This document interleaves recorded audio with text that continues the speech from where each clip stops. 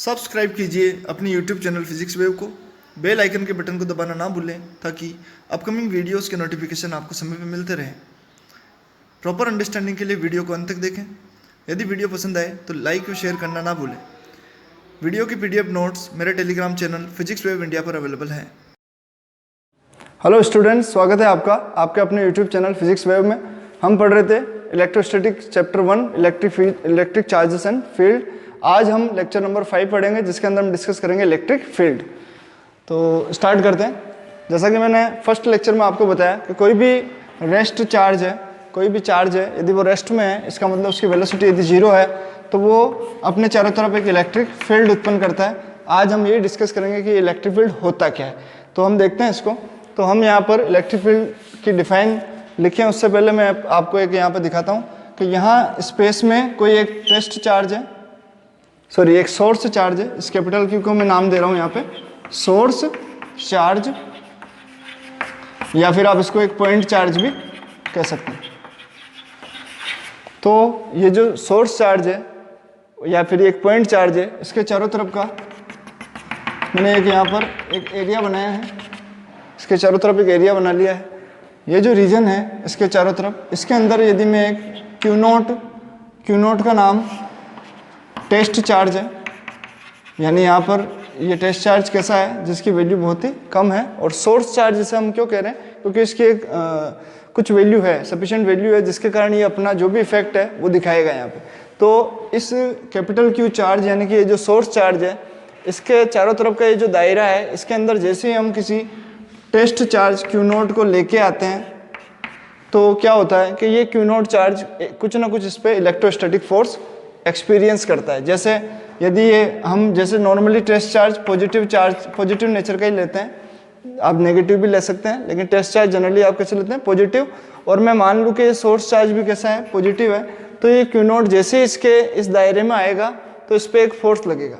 इस पर फोर्स कैसा लगेगा, ये दोनों पॉजिटिव हैं तो इस पर एक रिपल्सन फोर्स लगेगा। तो इसको एक फोर्स लगता हुआ एक्सपीरियंस होगा अपने ऊपर।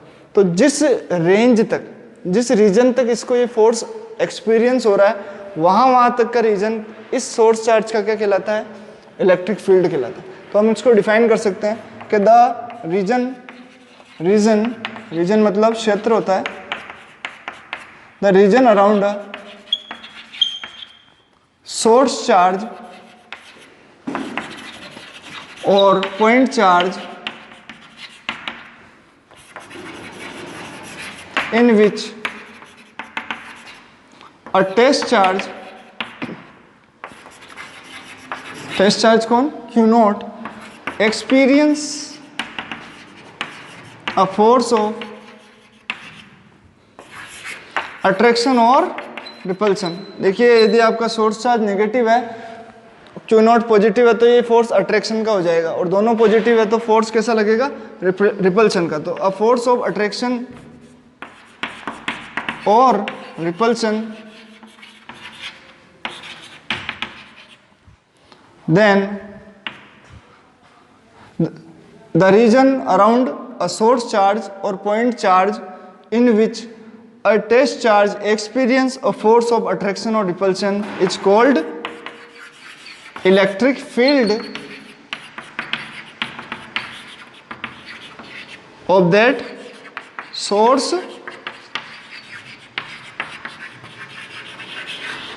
चार्ज। यानी सिंपल डेफिनेशन क्या होगी कि किसी भी सोर्स चार्ज के चारों तरफ का वह क्षेत्र जिसके अंदर कोई टेस्ट चार्ज हम लेके आए, तो वो सोर्स चार्ज उस पर कोई ना कोई फोर्स एक्सर्ट करे। जहां तक फोर्स एक्सर्ट होगा वो रीजन क्या कहलाएगा, इस सोर्स चार्ज का इलेक्ट्रिक फील्ड कहलाएगा। आपको याद रखना है कि ये जो इलेक्ट्रिक फील्ड हम लिख रहे हैं, ये चारों तरफ का जो दायरा बना रहे हैं, ये इलेक्ट्रिक फील्ड है इस सोर्स चार्ज का। इस टेस्ट चार्ज का कोई भी इलेक्ट्रिक फील्ड यहाँ पे नहीं है। हालांकि इसके अंदर कोई सफिशिएंट वैल्यू होगी तो इसका भी इलेक्ट्रिक फील्ड होगा, और वो इलेक्ट्रिक फील्ड हम इसके चारों तरफ इस तरीके से बनाएंगे। लेकिन अभी हमने यहाँ पे टेस्ट चार्ज लिया है जिसका इलेक्ट्रिक फील्ड नेग्लिजिबल ही होता है, तो उसको हम यहाँ पे कंसिडर नहीं कर रहे हैं। लेकिन यदि आप इसकी जगह जैसे कोई Q1 या Q2 कोई अनदर सोर्स चार्ज लेते हैं तो उसका खुद का इलेक्ट्रिक फील्ड भी आएगा, जो आपस में क्या करेंगे, इलेक्ट्रिक फील्ड आपस में रिपेल या फिर जो भी मर्ज होंगे तो जुड़ जाएंगे। तो इस तरीके से हमको यहाँ ध्यान रखना है कि इलेक्ट्रिक फील्ड क्या है, एक रीजन है किसी भी सोर्स चार्ज के चारों तरफ, जिसके अंदर कोई भी टेस्ट चार्ज आ जाए तो उसको एक इलेक्ट्रोस्टैटिक फोर्स एक्सपीरियंस होता है। वो रीजन क्या कहलाता है, इलेक्ट्रिक फील्ड कहलाता है उस सोर्स चार्ज का। तो आपको ध्यान रखना है कि इलेक्ट्रिक फील्ड सिर्फ किस पे डिपेंड कर रहा है, इस सोर्स चार्ज पे डिपेंड कर रहा है, उस पे डिपेंड नहीं कर रहा है। क्यों? क्योंकि जितना ज्यादा ये चार्ज होगा उतना ही ज्यादा इसका इलेक्ट्रिक फील्ड होगा, उससे तो कोई लेना देना ही नहीं है। ये नहीं भी होगा तो भी यहाँ पर ये लग रहा होगा, ये जब आएगा तब हमको पता पड़ेगा कि हाँ इसके चारों तरफ कोई फील्ड है, अदरवाइज हमें पता नहीं पड़ेगा। क्योंकि ये चार्ज नहीं आएगा तब तक, जब तक फोर्स हमको फील नहीं होगा तब हम बता नहीं सकते कि कहाँ तक इसका इलेक्ट्रिक फील्ड है। बट इलेक्ट्रिक फील्ड तो एग्जिस्ट कर रहा है, तो कोई भी चार्ज यदि रेस्ट में है तो उसका एक इलेक्ट्रिक फील्ड जरूर होता है, और उसके चारों तरफ जहाँ तक उसकी स्ट्रेंथ होती है, जहाँ तक उसका मैग्नीट्यूड जितना ज़्यादा होता है उतना ही बड़ा उसका इलेक्ट्रिक फील्ड होता है। तो इस तरीके से ये कॉन्सेप्ट है इलेक्ट्रिक फील्ड का। अब हमारा जो नेक्स्ट टॉपिक है वो है इलेक्ट्रिक फील्ड इंटेंसिटी। तो देखिए इलेक्ट्रिक फील्ड इंटेंसिटी क्या होती है।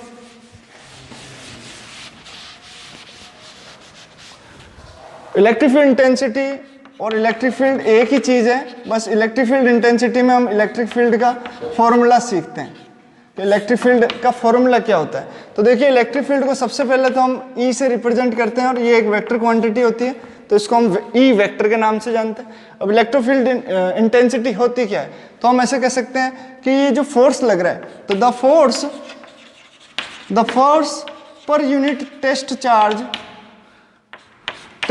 पे ये फोर्स लग रहा है यहाँ पे, तो the force per unit test charge is known as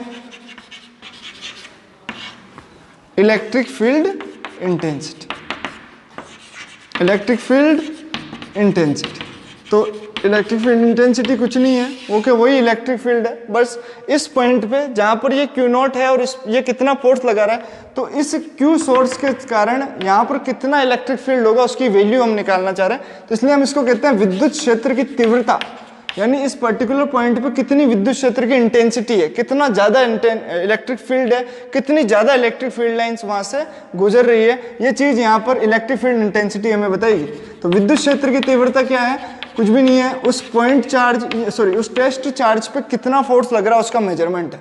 तो हम कह सकते हैं कि ई क्या है, फोर्स है पर यूनिट टेस्ट चार्ज, यानी एफ जो फोर्स लग रहा था और वो टेस्ट चार्ज को आप डिवाइड कर दीजिए तो आपको क्या मिल जाएगा, यहाँ पे इलेक्ट्रिक फील्ड मिल जाएगा।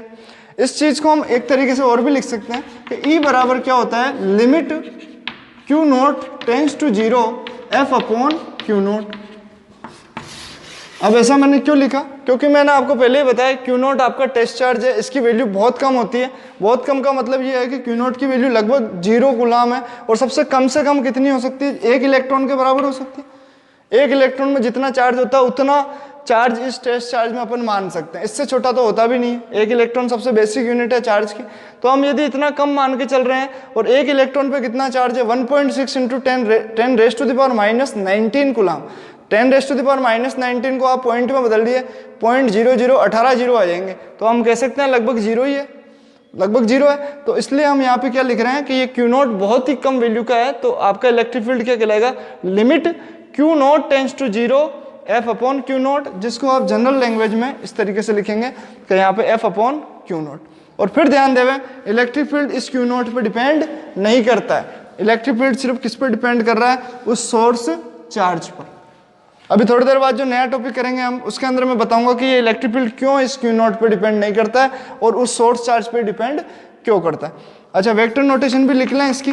तो देखो वेक्टर नोटेशन में कैसे लिखेंगे, क्योंकि ये वेक्टर क्वांटिटी है, तो हम लिखेंगे ई वेक्टर बराबर F vector upon Q nought.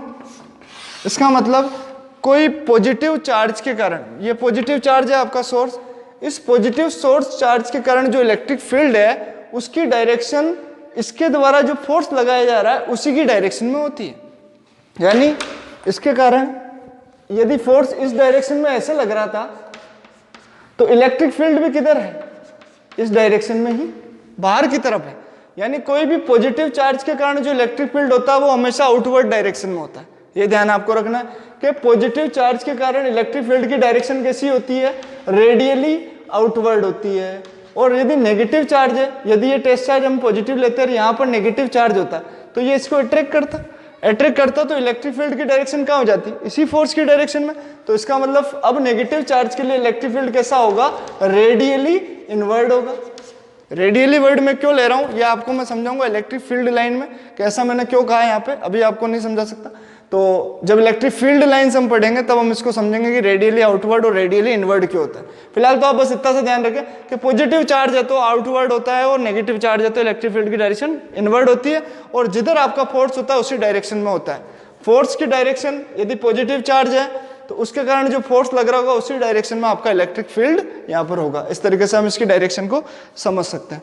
अब इसकी यूनिट की भी बात कर लें तो देखो यूनिट हम बहुत आसानी से निकाल सकते हैं। यूनिट फोर्स अपॉन चार्ज है, इसका मतलब यूनिट होगी न्यूटन पर कूलाम। तो बहुत ही सिंपल यूनिट है न्यूटन पर कूलाम, इसको ऐसे भी लिख देते हैं न्यूटन कूलाम इनवर्स। और ये SI यूनिट है, ये MKS सिस्टम ऑफ इंटरनेशनल में इसको न्यूटन पर कूलाम के नाम से हम जानते हैं। लेकिन इसका एक और फॉर्मूला होता है, वो हालांकि आपके चैप्टर नंबर 2 में आएगा, लेकिन हम इसकी यूनिट तो यहीं लेके चलें। तो देखो इलेक्ट्रिक फील्ड का एक फॉर्मूला और होता है, electric potential upon distance, V upon D. ये फॉर्मूला आप याद रखेंगे, E बराबर V अपॉन डी। और इसके अकॉर्डिंग जो इसकी नई यूनिट आ जाएगी वो है, ये पोटेंशियल है, पोटेंशियल की यूनिट वोल्ट होती है और D की यूनिट मीटर होती है, तो वोल्ट पर मीटर। तो इलेक्ट्रिक फील्ड की एक यूनिट और होती है वोल्ट अपॉन मीटर या फिर वोल्ट मीटर इनवर्स। एक तो क्या होती है न्यूटन पर कूलाम या न्यूटन कूलाम इनवर्स, और एक होती है वोल्ट अपॉन मीटर। आपको ध्यान रखना है दोनों यूनिट आपके बहुत काम की है, आपको ये दोनों यूनिट ध्यान रखनी है। इसके अलावा हम डायमेंशन फॉर्मूले की भी बात कर लेते हैं। तो डायमेंशन फॉर्मूला क्या होगा, तो इसको मैं मिटा देता हूँ और डायमेंशन फॉर्मूला हम निकालने की कोशिश करते हैं।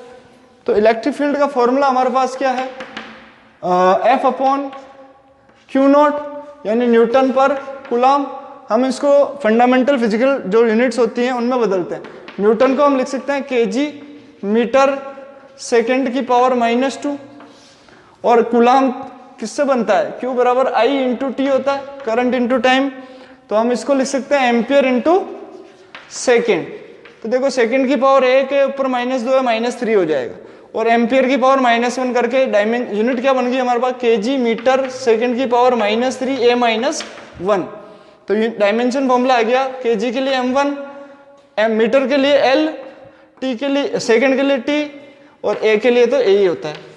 तो ये आपके सामने इसका डायमेंशन फॉर्मूला भी है। हालांकि ये क्वेश्चन 12th क्लास में तो नहीं पूछते हैं डायमेंशन कुछ ऐसे, बट आपको आना चाहिए, क्योंकि यदि कोई क्वेश्चन बन के आ गया कंपेयर करने का जिसमें आपको इलेक्ट्रिक फील्ड पूछ रहा है और आपको वो फॉर्मूला याद नहीं है, तो आप उस पूरे फॉर्मूले की डायमेंशन निकाल के चेक कर सकते हैं कि क्या ये जो ऑप्शन है मेरा उसकी डायमेंशन वाकई इलेक्ट्रिक फील्ड की डायरेक्शन के बराबर है।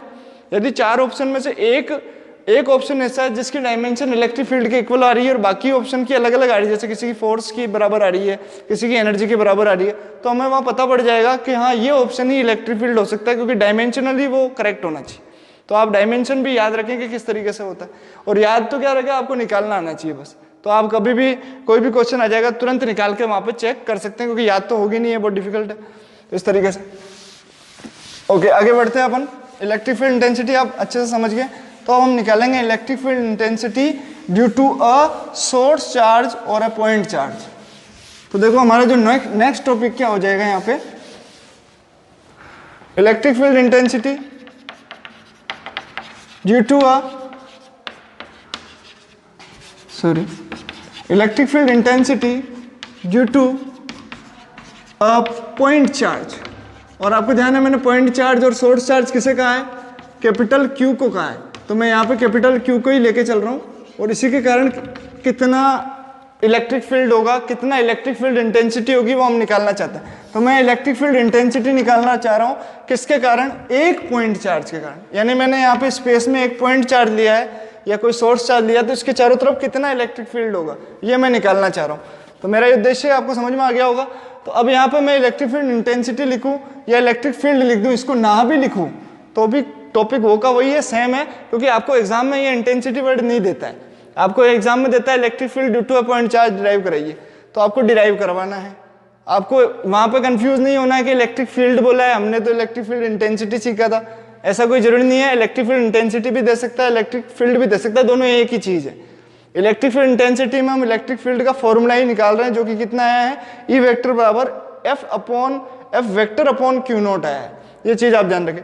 अब देखो इसके चारों तरफ इलेक्ट्रिक फील्ड कितना होगा, कुछ इस तरीके से होगा। मैं कोई टेस्ट चार्ज उठा के यहाँ पे ले आया जिस तरीके से इस पॉइंट पे, मैंने मान लिया कि इन दोनों के बीच की जो डिस्टेंस है वो कितनी है, आर है। अब इन दोनों के बीच में कोई फोर्स लग रहा होगा, ये भी प्लस ये भी प्लस, तो ये इस पे फोर्स लगा रहा है कितना, एफ। तो मैं यहाँ पे लिख देता हूँ since the force of repulsion या अट्रैक्शन, रिपल्सन क्योंकि दोनों ही पॉजिटिव चार्ज है, तो the force of repulsion on test charge का नाम Q nought due to source charge capital Q, source charge capital Q। तो कितना होगा फोर्स, कितना होगा, तो फोर्स हम जानते हैं फैक्टर बराबर के की जगह अपन ये लिख लेते हैं 1/4πε0। पहला चार्ज कौन है, Q नॉट, दूसरा चार्ज कौन है, कैपिटल Q, बीच की डिस्टेंस कितनी है, आर का स्क्वायर, और यूनिट वेक्टर आर कैप।